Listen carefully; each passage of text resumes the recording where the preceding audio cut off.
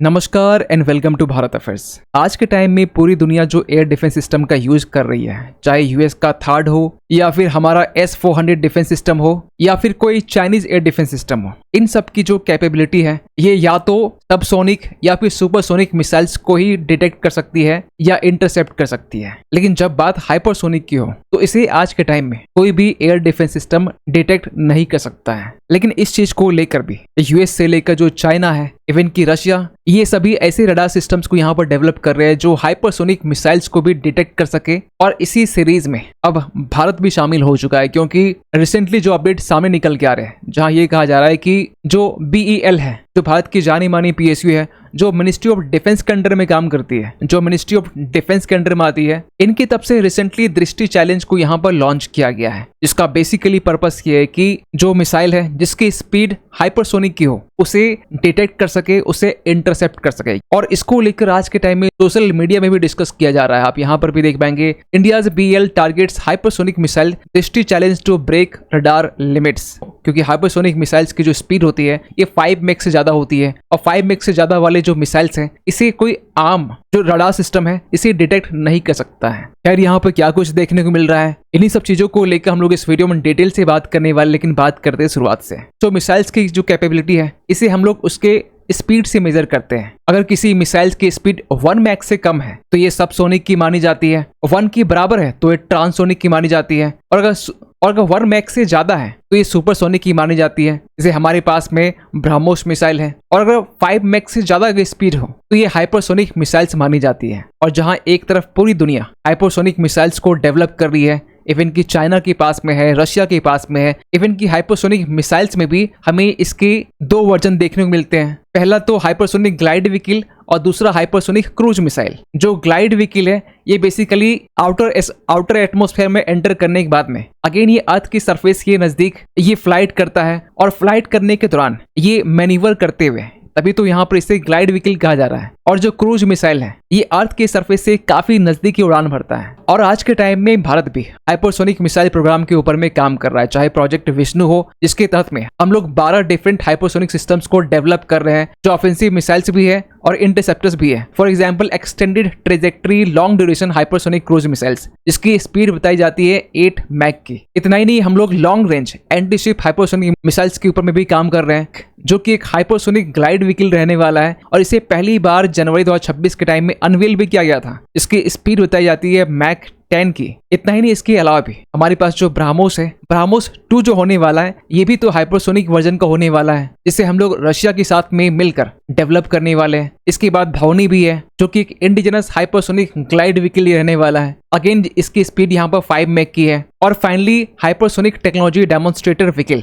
जो कि एक स्क्रैमजेट पावर टेक्नोलॉजी डेमोन्स्ट्रेटर है, जो 2020 के टाइम में सक्सेसफुल फ्लाइट को यहाँ पर अचीव किया था। लेकिन साइमल्टेनियसली हम लोग इसके साथ में हम लोग हाइपरसोनिक मिसाइल डिटेक्शन के ऊपर में भी काम कर रहे हैं, जहां पर जो BEL है, मीन्स भारत इलेक्ट्रॉनिक्स लिमिटेड, जो कि एक नवरत्न डिफेंस पब्लिक सेक्टर कंपनी है, जो भारत के मिनिस्ट्री ऑफ डिफेंस के अंडर में आती है, इनकी तरफ से एक हाई प्रायोरिटी दृष्टि चैलेंज को यहाँ पर लॉन्च किया गया। जिसका बेसिकली पर्पस ये था कि हम लोग इंडिजिनस तरीके से हाइपरसोनिक मिसाइल डिटेक्शन कैपेबिलिटी को यहाँ पर हम लोग डेवलप कर सके। और इसके लिए जो BEL है ये नेक्स्ट जनरेशन सेंसर को यहाँ पर बिल्ड करने वाली है, ट्रैकिंग फ्रेमवर्क को यहाँ पर बिल्ड करने वाली है, जो हाइपरसोनिक टारगेट्स को डिटेक्ट के साथ में ट्रैक करके क्लासिफाई कर सके। और इस तरह की जो कैपेबिलिटी है वो डेवलप करना अपने आप में काफी ज्यादा क्रिटिकल हो जाता है। और इसके लिए जो BEL है, इनकी तरफ से टेंटेटिवली 3.60 करोड़ यहाँ पर इनिशियल बजट के तौर पर अलोकेट भी की गई है, जहां पर बेसिकली R&D पर फोकस किया जा रहा है, जो ये दिखाता है कि हम लोग काउंटर हाइपरसोनिक टेक्नोलॉजीज इसके ऊपर भी हम लोग फोकस कर रहे हैं। तो अगेन सवाल ये निकल के आता है कि हाइपरसोनिक मिसाइल्स को डिटेक्ट करना क्यों अपने आप में इतना हार्ड हो जाता है। पहला रीजन निकल के आता है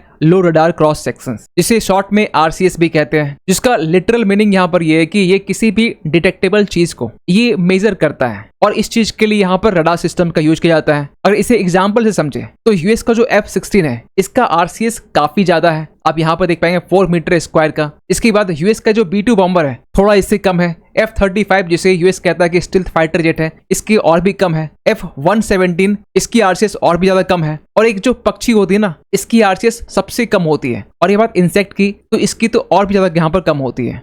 तो हाइपरसोनिक मिसाइल के केस में यहाँ पर ये होता है कि जो फ्लाइट की प्रोफाइल्स है और जो डिजाइन है कुछ इस तरीके से की जाती है कि जो मिसाइल्स की जो विजिबिलिटी है ये कम हो जाती है, और इसके पीछे सबसे बड़ा रीजन है due to hypersonic speed. Next reason निकल के आता है प्लाज्मा इफेक्ट्स। देखिए, जब भी कोई मिसाइल्स हाइपरसोनिक की स्पीड में हो तो उसमें एक्चुअली होता ये कि हाइपरसोनिक स्पीड होने के कारण जो एयर के पार्टिकल्स है वो ब्रेक होते हैं, और ब्रेक होने के कारण जो मिसाइल्स हैं इसके चारों तरफ यहाँ पर प्लाज्मा क्लाउड फॉर्म करते हैं, और प्लाज्मा क्लाउड फॉर्म करने से एक प्लाज्मा एनवेलप यहाँ पर डेवलप हो जाता है, जिसमें होता यह कि जो रडार सिस्टम है जो रेडियो फ्रीक्वेंसी यहाँ पर एमिट करती है उस रेडियो फ्रीक्वेंसी को यहाँ पर ये जो हाइपरसोनिक मिसाइल्स हैं ये एब्जॉर्ब कर लेती है, क्योंकि कोई भी रडार तभी किसी मिसाइल्स को यहाँ पर डिटेक्ट कर सकती है जब जो रेडियो फ्रीक्वेंसी है ये मिसाइल्स से टकराने के बाद में वापस सिग्नल भेजता हो। लेकिन हाइपरसोनिक केस में ऐसा देखने को नहीं मिलता है, क्योंकि यहाँ पर हमें एक प्लाज्मा एनवेलप का फॉर्मेशन देखने को मिलता है। और नेक्स्ट रीजन यहाँ पर है ट्रेजेक्ट्री अनप्रेडिक्टेबिलिटी। जैसा कि हमने पहले कहा कि जो हाइपरसोनिक मिसाइल्स होते हैं इसे भी हम लोग दो कैटेगरी में डिवाइड करते हैं। एक तो हाइपरसोनिक ग्लाइड व्हीकल जो आउटर एटमॉस्फेयर में जाने के बाद में अगेन ये इनर एटमॉस्फेयर में एंटर करता है, और इसके बाद में हाइपरसोनिक जो ग्लाइड व्हीकल है ये मैन्यूवर करता है, या फिर इसे हम लोग ग्लाइड भी कह सकते हैं। तो जब इस फॉर्म में एक हाइपरसोनिक मिसाइल्स, पहले तो इसकी स्पीड यहाँ 5 मैक से ज्यादा है, दूसरी बात यहाँ पर ये कि ये इतना ग्लाइड कर रहा है, इतना मैन्यूवर कर रहा है कि कोई रडार अगर पकड़ भी ले, मान के भी चले, तो इसके बाद भी मिसाइल्स को इंटरसेप्ट करके न्यूट्रलाइज करना ये और भी ज्यादा चैलेंजिंग हो जाता है। और अगर हाइपरसोनिक क्रूज मिसाइल्स की बारे में बात करें तो ये अर्थ की सरफेस से इतना नजदीक होता है कि जो रडार की जो रेडियस है इस रेडियस से इजिली ये बचते हुए ये टारगेट को हिट कर सकता है, और इसी कारण जो हाइपरसोनिक मिसाइल्स है इसे डिटेक्ट करना ये अपने आप में सबसे बड़ा चैलेंजिंग बन जाता है। और आज के टाइम में यूएस हो, चाइना हो या फिर रशिया हो, ये सभी इन टेक्नोलॉजीज के ऊपर में काम कर रहे हैं। वैसे अगर यूएस की बात करें तो यूएस जो है ये मुख्य तौर पर अपने स्पेस बेस्ड अर्ली वार्निंग जो सिस्टम्स है इसके ऊपर में ज्यादा ये रिलाय है, क्योंकि अगर यूएस की बात करें तो यूएस अपने space based early warning system जिसके तहत में hypersonic ballistic tracking space sensors को यहाँ पर डेवलप कर रहा है, जो बैलिस्टिक मिसाइल्स को तो ट्रैक कर सकता है। लेकिन हाइपरसोनिक की बात करें तो अब भी यूएस का जो hypersonic ballistic tracking space sensor है ये इशू फेस करता है। वहीं अगर चाइना की बात करें तो China early warning satellite networks और इसके साथ में ओवर द हॉरिजन रडार्स इसे डेवलप कर रहा है। अब यहाँ पर इमेज में देख पाएंगे किस तरीके से पूरे हॉरिजॉन्टल वे में चाइना यहाँ पर रडार सिस्टम्स को डेवलप कर रहा है ताकि जो मिसाइल्स जो हाइपरसोनिक स्पीड में हो इसे डिटेक्ट कर सकें।